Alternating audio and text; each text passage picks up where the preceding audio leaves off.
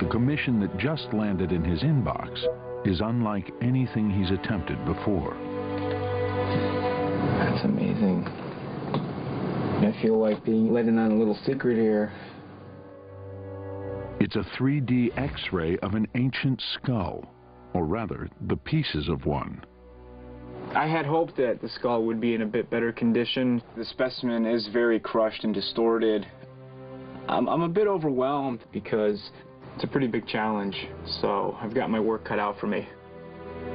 The archaeological team that sent it to him has not yet been able to confirm the species, a crucial first step in unlocking the skull's story.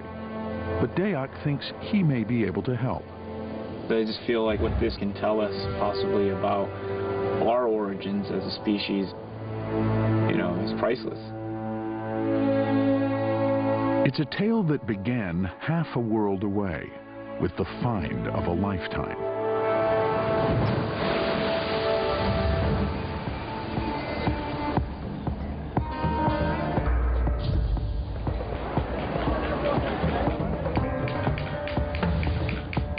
There's something happening here. Dr. Harold Dibble has spent 3 decades digging up prehistoric stone tools. But this discovery trumps them all.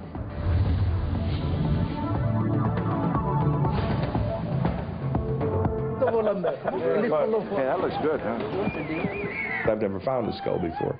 C'est le grand moment pour toi. You never expect to really come across them because they're so rare. That's cool. Any human fragments are significant, but when you have one that's complete, it suddenly becomes a super find, right? A skull can tell us things about the early humans who lived in Africa that stone tools cannot. The morphology they had tells us a lot about the changes that took place in human evolution. We're talking about deposits that are, we don't know exactly yet, but perhaps 100,000 years old or slightly older. So it is something quite major. Determining the exact date of the skull is an elaborate process. You see all these holes here, and those are all from samples that we've taken to try and date the sediment in each of these different layers. Each layer is analyzed using a technique called optically stimulated luminescence, which measures the last time the soil was hit by sunlight. And what we've dated is actually the quartz grains in this beach sand. As the quartz grains were buried in darkness, their unique structure began accumulating loose electrons. Counting the electrons reveals how long the layer, and any bones or artifacts within it, was buried. And that's how we know that the skull dates to about 108, 110,000 years ago. That is to say, the time period around the origins of modern human culture. From a scientific point of view, when we say it's around 100,000 years old, that's really the major thing. Christianity dates back 2,000 years. Egypt's pyramids, around 5,000 years. Agriculture, not even 10,000 years. At 108,000 years old, the skull is 10 times more ancient than that. It was a time of great transition that is little understood. For 4 million years, many species of pre-humans evolved, only to go extinct, until over much of the Earth, there were only 2. Stocky, fair-skinned Neanderthals adapted to life in northern latitudes, and leaner, darker-skinned Homo sapiens shaped by the African landscape. It's not certain which this skull is, Neanderthal, Homo sapien, or something previously unknown. Perhaps it's a sort of missing link, a glimpse of our species in transition from primitive to modern. Either way, it's priceless. And after more than 100,000 years in the soil, the bones are as fragile as eggshells. You've got to be extremely careful because there's so many things that can happen that you can do as an archaeologist that can destroy it. Dibble orders 2 plaster casts of the area surrounding the skull. The first to replicate every detail as he found it. Got a good hold of it? The top part. And the second to keep the bones from crumbling to I think dust. those 2 layers will be enough. I would put another one over. Okay. One of Harold's first calls is to Jean-Jacques Hublin, a director of the Max Planck Institute for Evolutionary Anthropology in Germany. Fantastic. Are we agreed, Jean-Jacques, at least that... I think excavate this is going to be difficult. Yeah, man, we're getting a lot more of it than we thought. I agree with you. I really think that probably there's a major portion here that is gone. A leading expert in Stone Age human anatomy, Hublin studies the teeth in order to make a rough estimate of the individual's age at time of death. Well, it's obviously a child with this small brain case, but of course the best evidence now is the dental evidence. And we have a first molar, which is just coming to occlusion, and this, by modern standards, is what we find in a child which is about 6 years old. A 6-year-old. Did he or she play and learn and laugh like Moroccan children do today? Could this skeleton be just like us, the world's oldest child?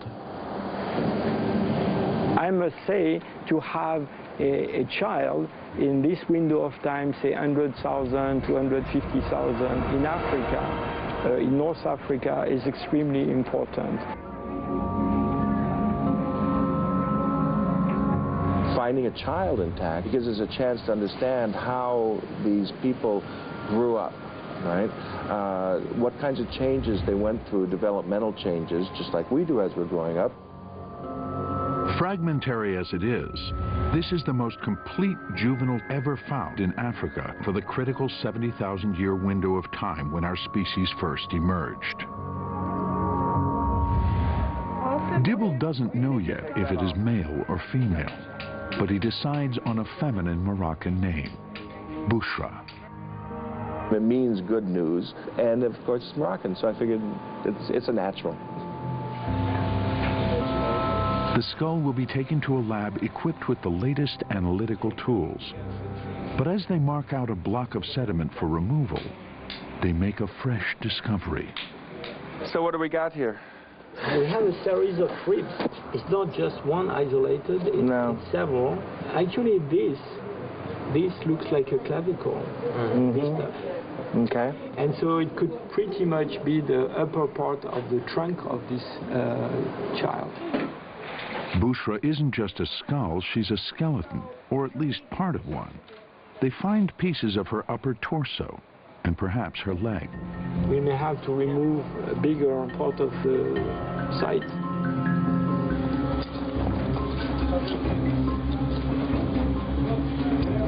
You guys ready? Yes. All right. Don't have a heart attack, Paul, when you're doing this. That's a lot of weight. Whew.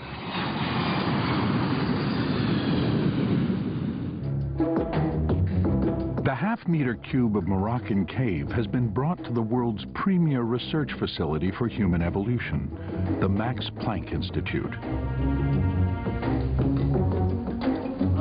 I don't know. Ah, there she is.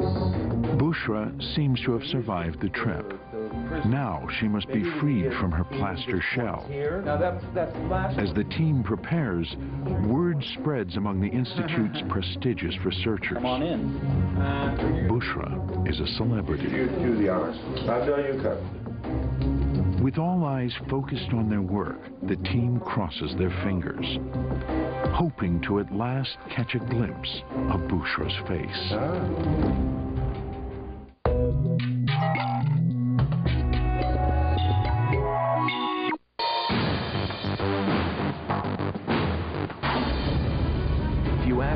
Is there life out there? It seems awfully likely. We're looking for another civilization that's either like us or not like us, but is clearly intelligent. If you can check out a few million star systems, you have a really good chance of finding a signal from ET. Life here began out there. 宗教外星人6月4日晚上9点，国家地理频道。我们都是和自己赛跑的人，为了更。 年轻的滋味，痛快、过瘾，和过去的自己相遇，忘不了的好味道，台湾啤酒。哇，这房子不错哎。没电视啊，没冰箱啊，没冷气啊。喂，你好，10万回馈金已经汇给您喽。现在开屋抽10万回馈金凭证。早就有人送啦，陪我去买就好啦。谁送这么大礼？信义房屋，信任带来新幸福。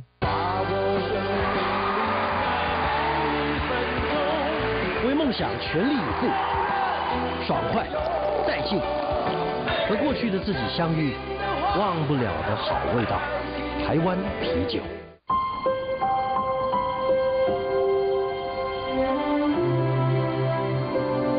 依循生命的轨迹，集结记忆万象，越过终点，一步步走向无暇净土。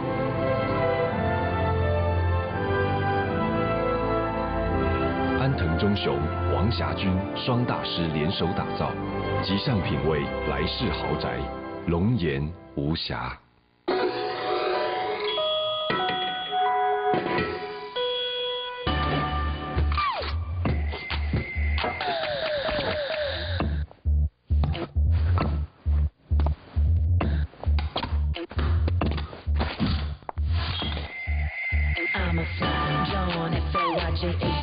Adidas 极限挑战箱体喷雾，秀出自信魅力。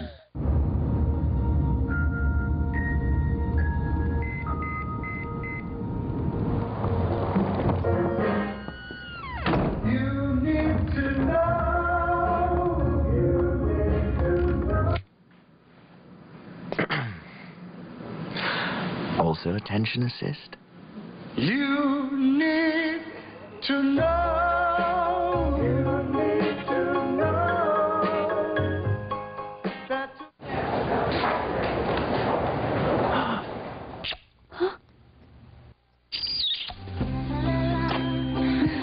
爱情来吧 ，Killing 巴比尔。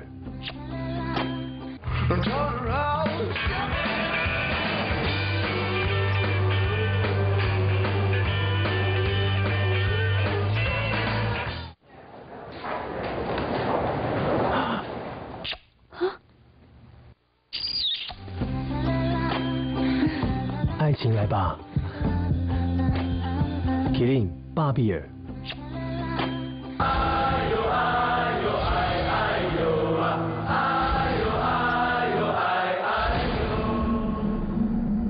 As of today, our friend soldier and gentlemen. Grenade! 看这14位年轻人一起经历新加坡军旅生涯，耐力大考验。Slow your breathing before you go into hyperventilation. 与新加坡国防部破天荒的合作。国家地理频道带给你真实考验的故事以及最终的胜利。新加坡新兵日记，星期一晚。